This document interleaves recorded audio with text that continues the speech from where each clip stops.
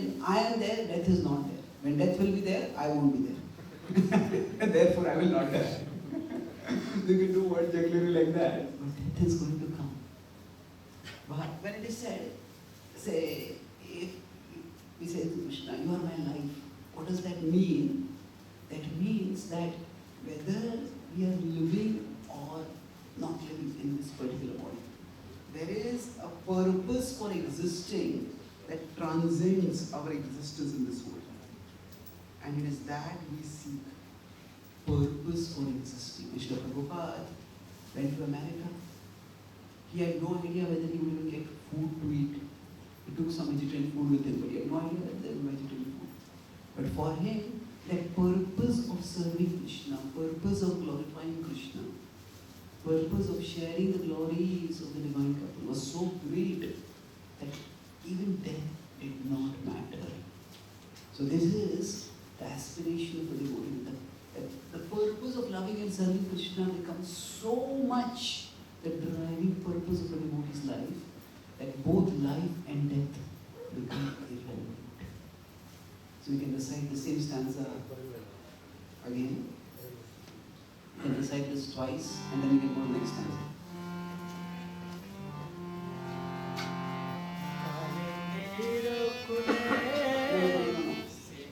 Same stanza twice. Now that we have recited it, contemplated it. Twice you can recite this. Then you can go to the next stanza. Radha Krishna Pranamara Jugala Kishore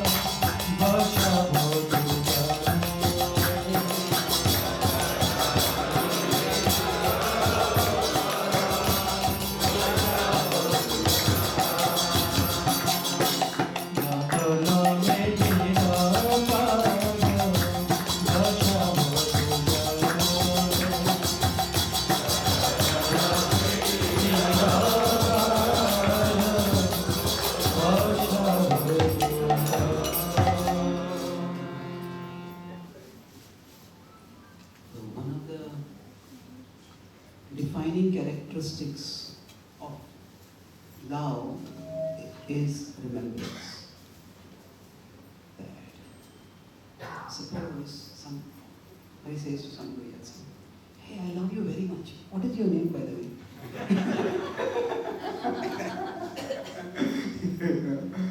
Love means that it spends remembrance. And it's not just, there is facts, but it is much more than factual remembrance. It is personal remembrance. When we care for someone, then we remember what that person is like, what that person likes. Two things, what that person is like. That means, what that person resembles, what that person reminds us of, and what that person likes. Both of that. So, now, in the Vaishnava tradition, there are two things. There is when you remember what the person is like.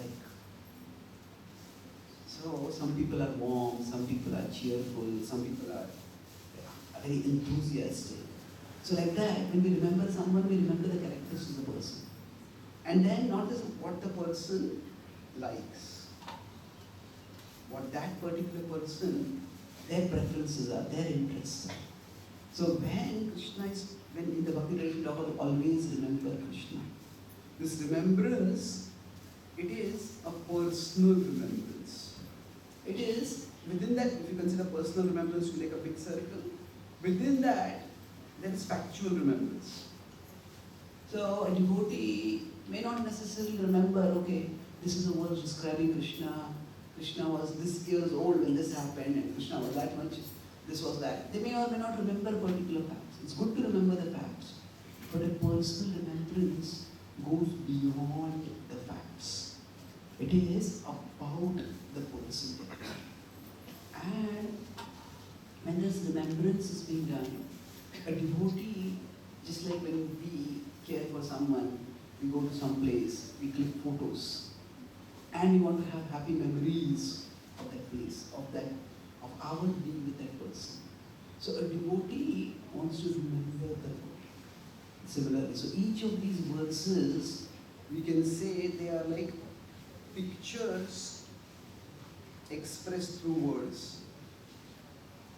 So through these words, through the songs, a snapshot, a photo is being brought before us. And what is being described over here? Kalindi, Krishna is at various places. If you see Krishna, he is in Vrindavan, Krishna is in Mathura, Krishna is in Dwarka, Krishna goes to Kurukshetra. But Krishna with Radharani is in Vrindavan. And in Krishna in Vrindavan also, he meets Radharani in the forests of Vrindavan. So Kalindi, that next to the banks of the river Jamuna, Krishna is there. So when we think of a person, generally the remembrance is sweeter when there are vivid details of the remembrance. Okay, we went to this place and then it was like this over here and like that over there. So when we are remembering Krishna, here the Vaishnava Acharya Narottam Das Thakur is remembering Krishna, the consciousness is getting transported to the place where Krishna is happy, Krishna delights. So Krishna is happiest in Vrindavan because that is the place where he is surrounded by everyone who loves him and everyone who he loves. Now, we can go to various places and some people are by nature cheerful. So wherever they are happy. But still, when they are surrounded by those whom they love and who love them, they are the happiest. So in Bhakti, a devotee sometimes remembers Krishna coming to the rescue of devotees. And the whole Govinda Damodar Stotra is that kind of remembrance. Where different devotees call Krishna and Krishna comes in response to their calls. But here in general the Gaudiya tradition, if you see most of the verses, most of the songs are not so much about Krishna coming to help the devotees. Yes, there are songs like that. Those are called the Daina Modika songs. They express our humility, our being far away from Krishna. But there are also Lalasamai songs, where we remember Krishna as he is in the spiritual world. Where Krishna is at his happiest, and we long to be there. We long to, if not go there fully, at least go there by our consciousness. So Yamuna is actually personified devotion in liquid form. She's a goddess and she manifests as a river so that she can facilitate Krishna's pastimes. The Kadamba trees over there, they are there to serve Krishna, to provide him shade, to provide him beauty, to provide him aids in whatever way possible to enhance his pastimes. And there, Radha and Krishna are seated in a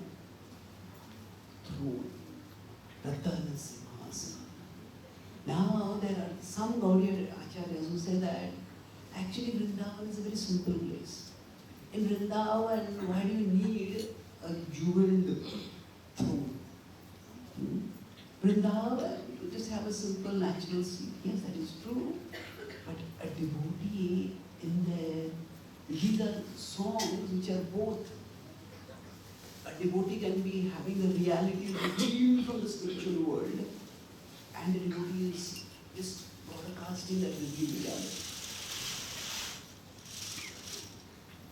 But the devotee is also conceptualizing, visualizing. That Srila Prabhupada says in a class that, imagine that there is a throne in your heart, and that Radha Krishna is seated over there. Imagine this. Actually, it is not imagination, Prabhupada says, it is reality. It is reality. Using imagination in Krishna's service. I'll talk about this in today's session more. But the idea is that a devotee wants to offer the best to Krishna. So the greatest beauty of nature and the greatest beauty from this world. So the natural setting, the river is there, the trees are there, that is the beauty from nature. And a jewel throne is the beauty from this world. So both of them are combined. A devotee wants to offer the best to Krishna. And a devotee visualizes Krishna delighting in the best of offerings from the natural world and from the living world. This is devotion, where a devotee wants Krishna to have the best of everything. The same stanza, 2 times. The next stanza, just do it once.